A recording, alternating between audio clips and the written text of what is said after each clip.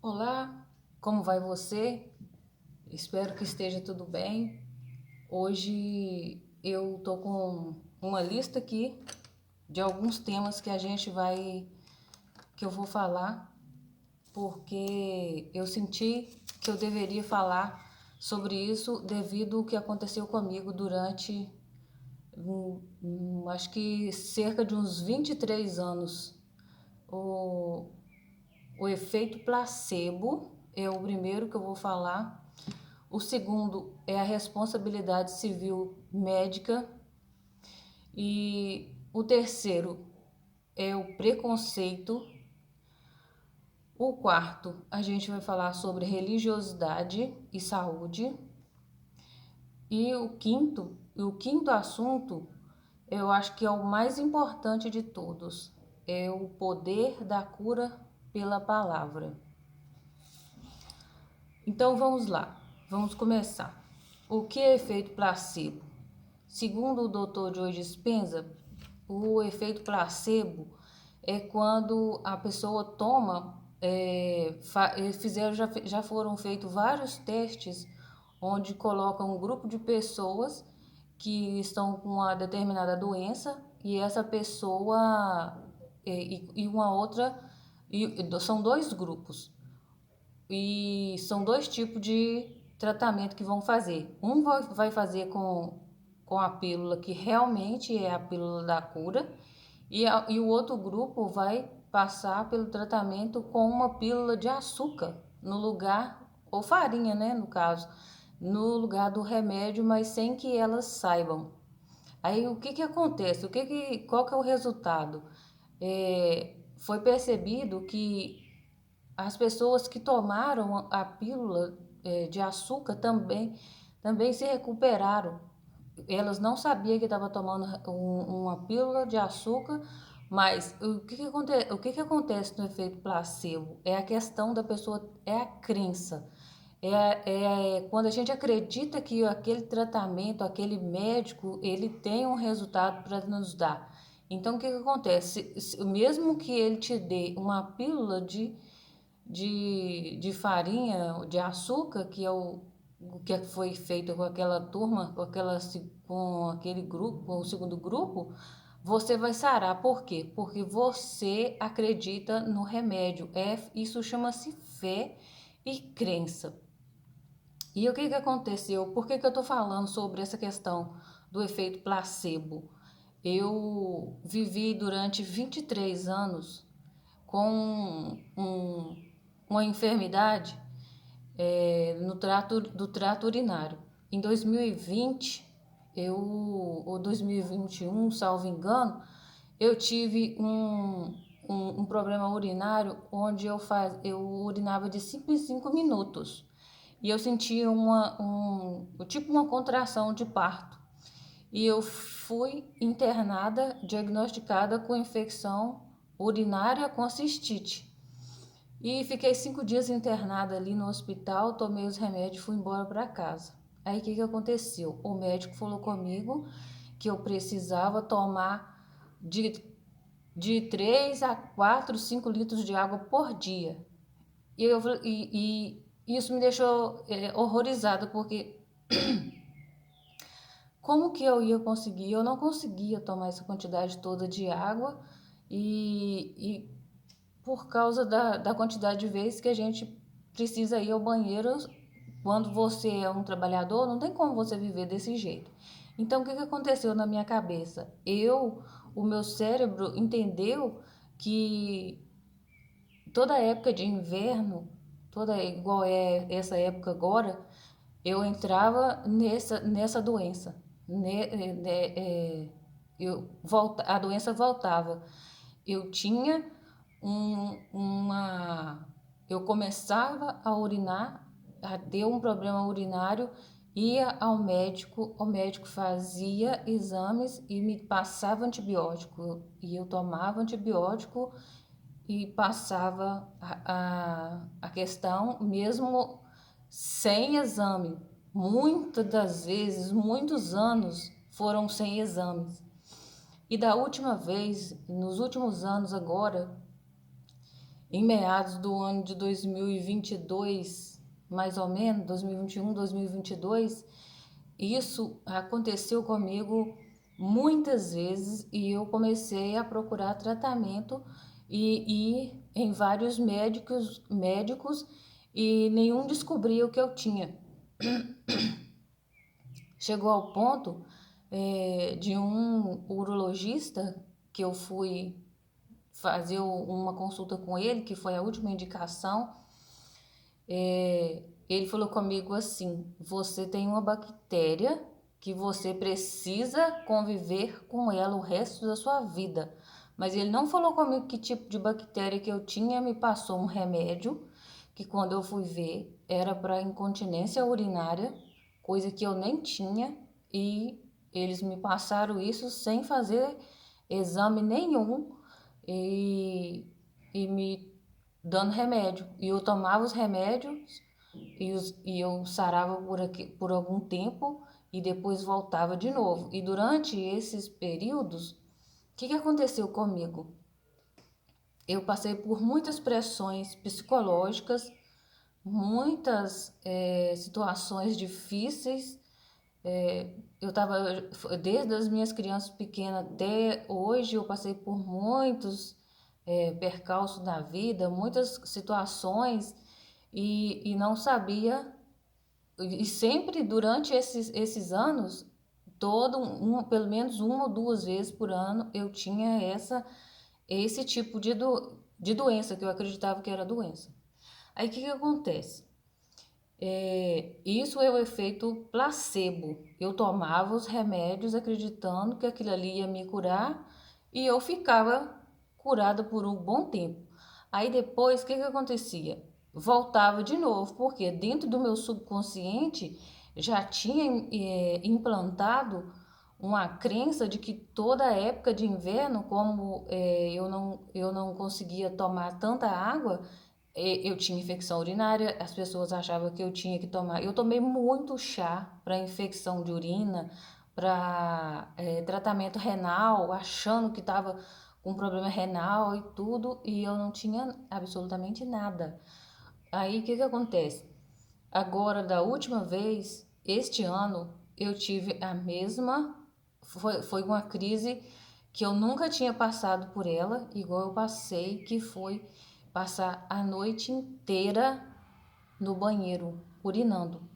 Aí o que aconteceu? Eu fui no plantão, o plantonista falou comigo, eu passei para ele todas as informações, igual eu estou te falando aqui, eu contei o meu histórico com com essa questão da infecção de urina. E ele falou comigo assim: você sente dor? Eu falei assim: não, não sinto dor nenhuma. Ele falou comigo assim: então você não está doente, você não tem infecção urinária, você vai fazer um exame de rotina e para poder ver se você está com infecção de urina, porque você, para mim te diagnosticar e te passar um antibiótico, você teria que estar com uma infecção. Então, sem um remédio, sem um diagnóstico, eu não posso te dar um remédio, eu não posso te passar remédio. O que eu vou te passar? Exames e te mandar para procurar um urologista. Só ele que vai poder te ajudar. Então, o que eu fiz? Eu fiz o exame e, como sempre, nada de infecção. Fui é, no, no, no urologista, paguei. Então, o que aconteceu? Ele falou comigo assim: Elisângela, você provavelmente está sofrendo de uma doença chamada bexiga hiperativa. O que é bexiga hiperativa? Ela acontece em decorrência de quem toma muito café, de quem toma muita bebida alcoólica e de quem é muito ansioso. Aí, aí que veio a questão, porque eu não tomo café, eu tomo uma xícara de café de manhã e uma à tarde, e eu não eu não tomo bebida alcoólica, então ele descartou as duas primeiras possibilidades, e o que aconteceu? Eu estava sofrendo de ansiedade.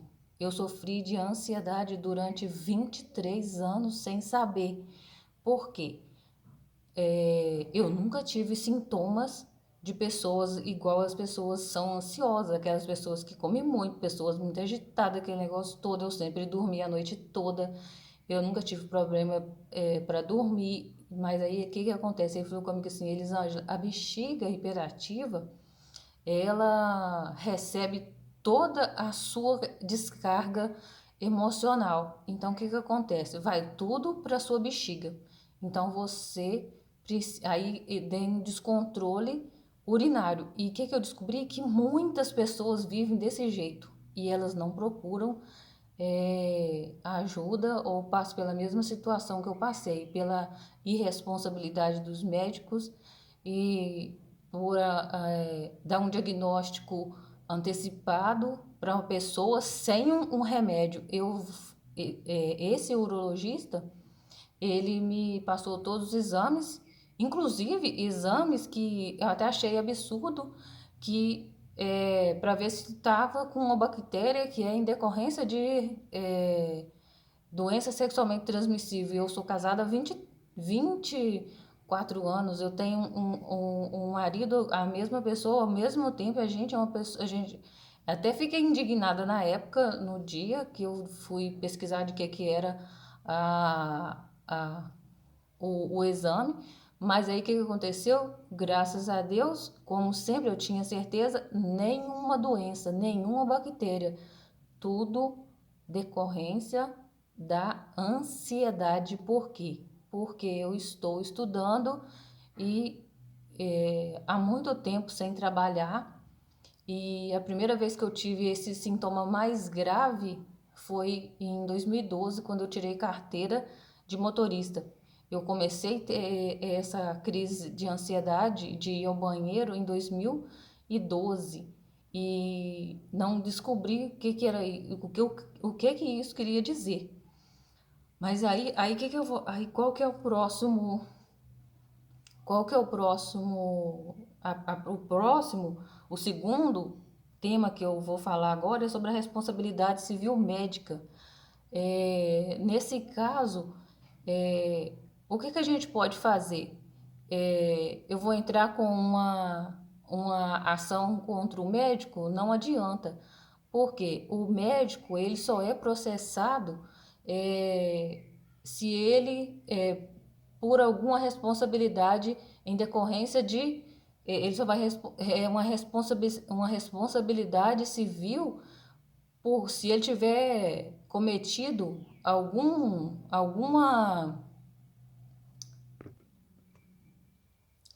Então, a responsabilidade civil do médico, ele é uma responsabilidade civil subjetiva, que está prevista no Código de Defesa do Consumidor, no artigo 14, parágrafo 4º. É uma responsabilidade subjetiva, ou seja, ele só vai, por ele ser um prestador de serviço, ele só vai responder por culpa, ou seja, por imprudência, imperícia ou negligência na questão da prestação de serviço dele. Mas como a gente não sabe dos nossos direitos, dificilmente um médico vai responder por negligência e imperícia num caso desse, igual foi o meu, que é simplesmente passar uma receita sem sem um diagnóstico, que é o mais comum. Você chega, fala com o médico o que você está sentindo, alguns nem levanta a cabeça, já vai passando a receita, já vai te dando, já vai te despachando. Já chegou ao ponto de eu ver médico atender 30 pessoas com menos de uma hora. É impossível isso acontecer. Só que ele não vai responder.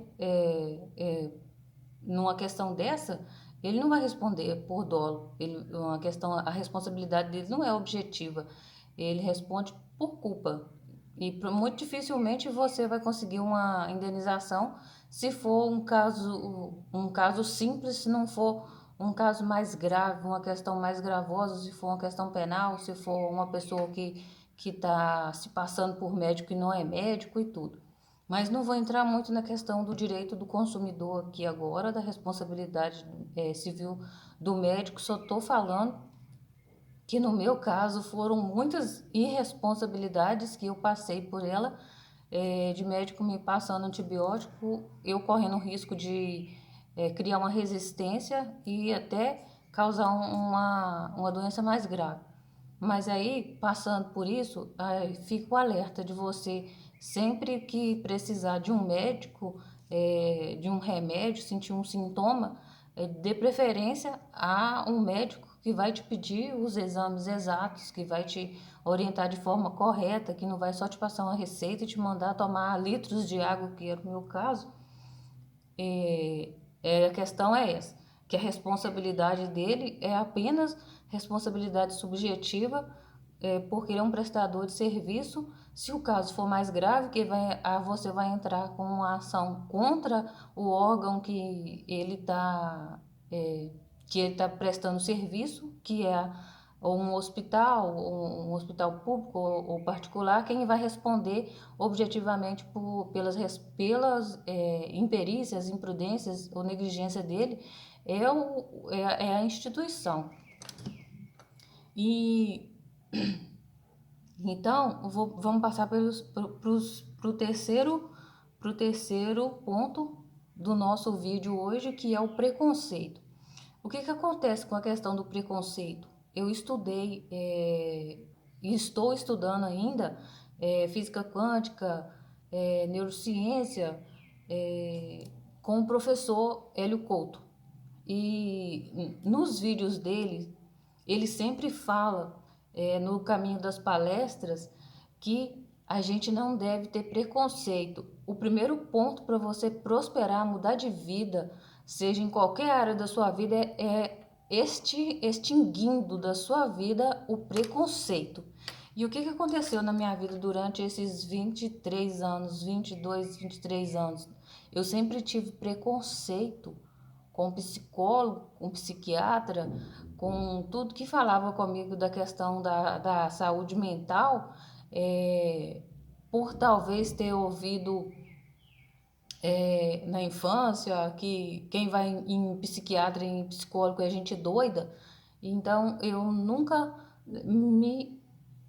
passei numa psicóloga, nunca tinha ido num psiquiatra, nunca tinha feito as coisas que deveria ter feito. Nunca levei meu filho que precisava, que tinha problema de TDAH, nunca levei de jeito nenhum, ainda mais pela forma dos profissionais da escola que falavam comigo de uma forma que eu entendia que eles estavam dizendo que meu filho era doido.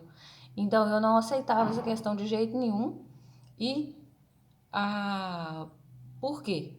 Pelo quarto ponto, que é o quarto ponto do nosso assunto de hoje, que é a religiosidade.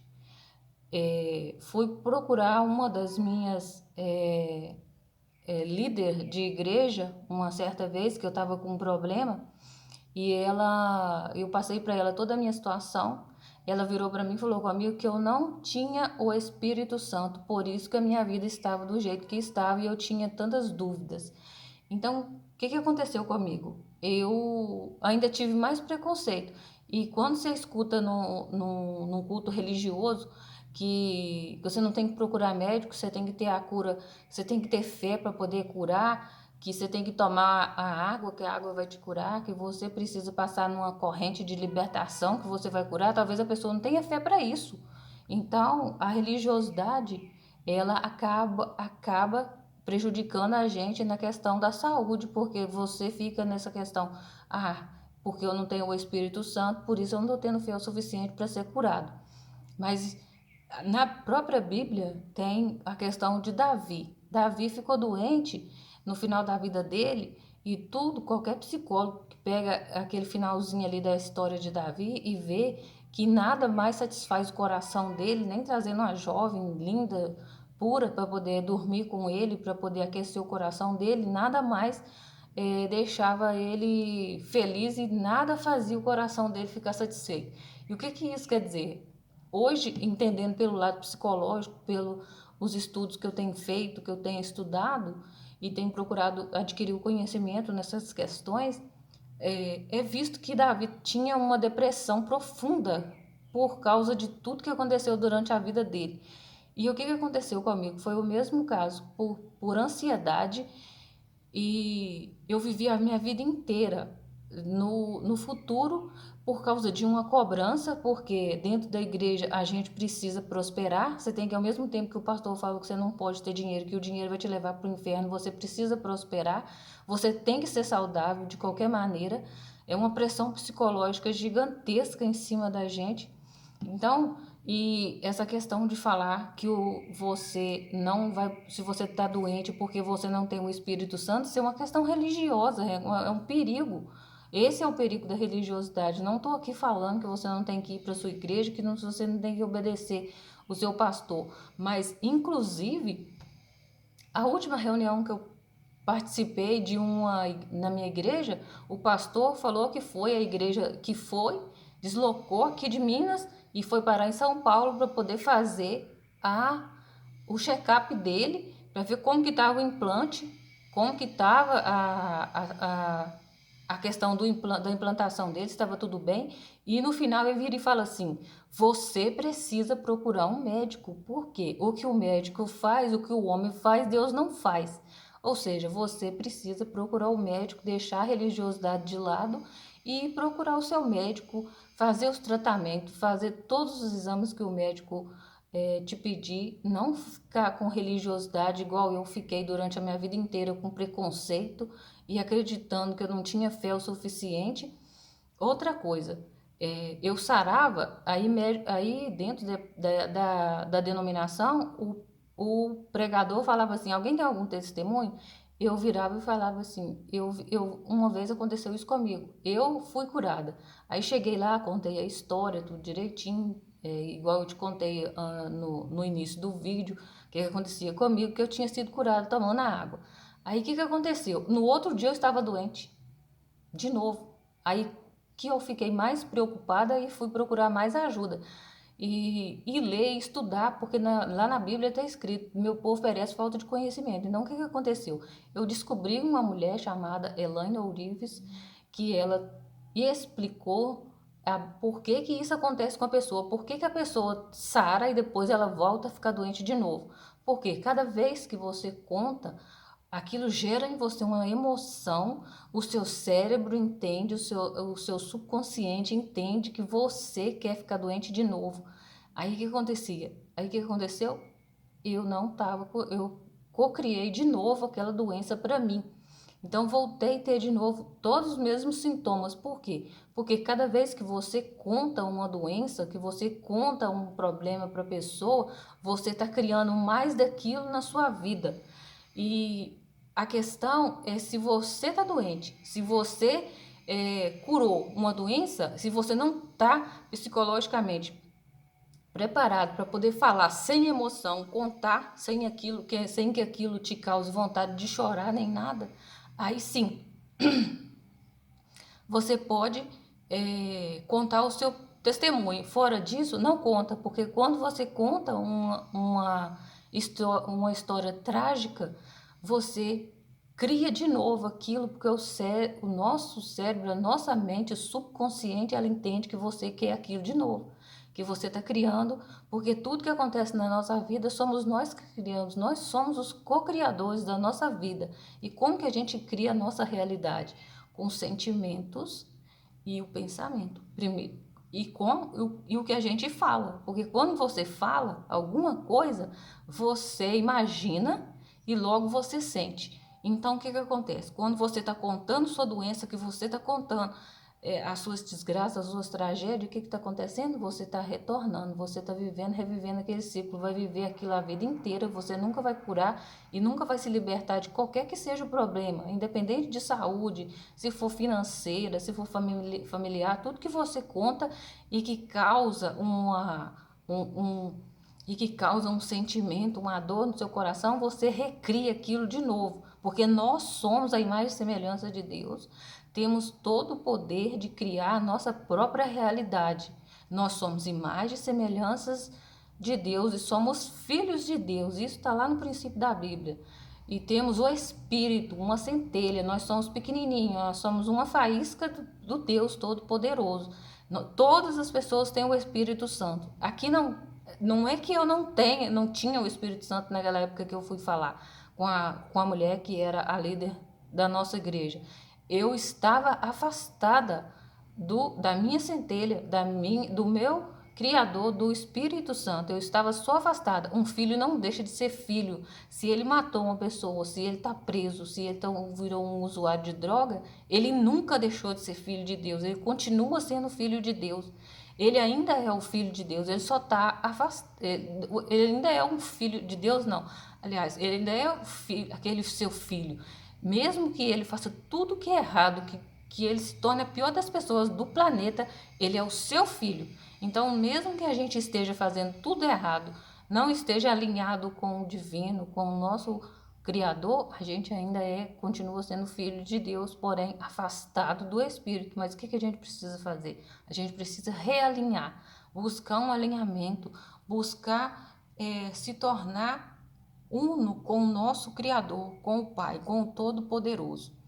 Então, não deixa a religiosidade te barrar e te fazer, te prejudicar em questão da sua saúde. Vá ao médico se for preciso. Se a solução for tomar remédio, tome seu remédio.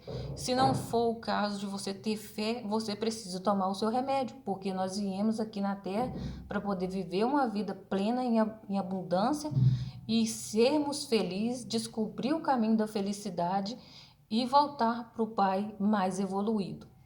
E, por fim, vou falar da questão do poder da cura pelas palavras. Então, o que aconteceu? Nessa minha busca, nessa minha jornada por conhecimento, eu conheci a Joyce Meyer, uma pastora americana, e ela sempre fala assim que a gente precisa cuidar com as nossas palavras, com aquilo que a gente fala.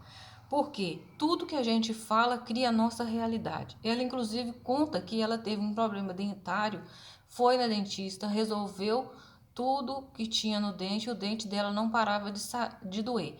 Então, o que ela fez? Ela começou a dizer todos os dias: o meu dente cada dia está melhor. E a Louise Hay, ela tem um livro que chama-se Você Pode Curar a Sua Vida, que ela fala que pelo poder da palavra, a gente consegue criar a nossa realidade e curar a nossa vida com o poder das palavras que a gente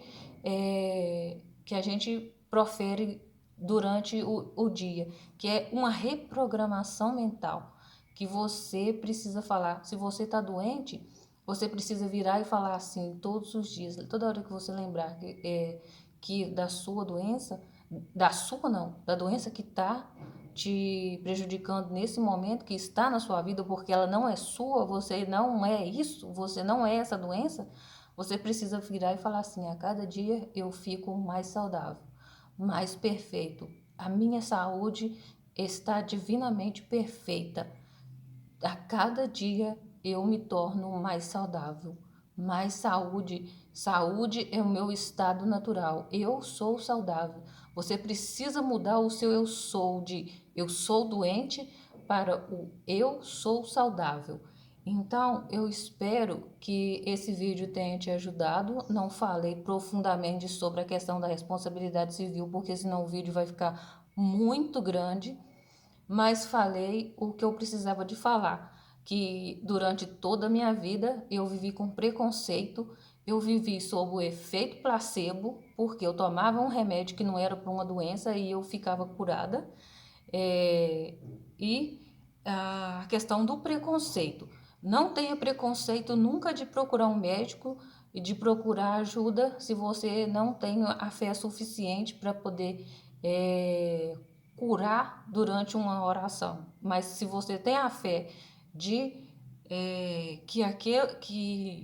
que se você tem uma fé suficiente para te curar, então usa essa fé, usa essa crença, porque as pessoas que curaram com a pílula de açúcar, o que elas tinham? Elas tinham fé e cria que elas poderiam ficar saudável e livre por meio daquele remédio. Se o remédio é em quem você acredita, então tome seu remédio e busque a cura. Procure sempre palavras positivas, não deixa que o o negativo toma conta do seu cérebro, da sua mente subconsciente, e nunca deixa de buscar conhecimento. Se você não tem condição de pagar um psicólogo, de pagar um terapeuta, um psiquiatra, compra um livro, porque um livro pode te ajudar, te dar o caminho certo, porque eu pedi muita ajuda e foi por meio dos meus livros e da minha busca por conhecimento que eu cheguei ao meu tratamento, que hoje eu estou dormindo em paz, eu estou tomando os meus remédios para a ansiedade, eu creio que um dia isso tudo vai sair da minha vida e eu vou voltar a viver uma vida saudável sem precisar de tomar nenhum tipo de medicação. Mas enquanto isso, enquanto for preciso, eu vou procurar os médicos, porque se a medicina está aqui, ela foi criada por Deus, ela foi criada para nos auxiliar. E sem contar que na Bíblia, um dos autores do livro do Novo Testamento, que é Lucas, ele era médico. Então, se o médico está aqui, é para ele nos auxiliar nas coisas que Deus não tem necessidade de estar ali fazendo a parte dele, porque ele enviou pessoas capazes para poder fazer isso. Eu espero que esse vídeo tenha te ajudado. Ficou muito longo o vídeo, mas vale a pena você escutar, porque o conhecimento liberta, o conhecimento é tudo. E não se esqueça que você veio nessa vida para ser feliz, encontrar a alegria e voltar para a casa do Pai saudável, alegre, satisfeita e realizada aqui na Terra. Essa é a nossa missão e nunca se esqueça que você é parte do divino.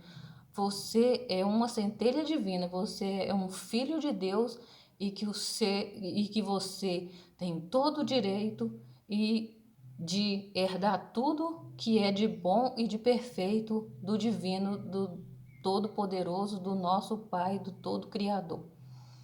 Eu te desejo paz, prosperidade e até o próximo vídeo. E não se esqueça de compartilhar o vídeo, deixar o seu comentário e se inscrever no canal e tocar no sininho das notificações, clicar em todas para que quando eu fizer outro vídeo você possa receber em primeiro lugar. Um forte abraço.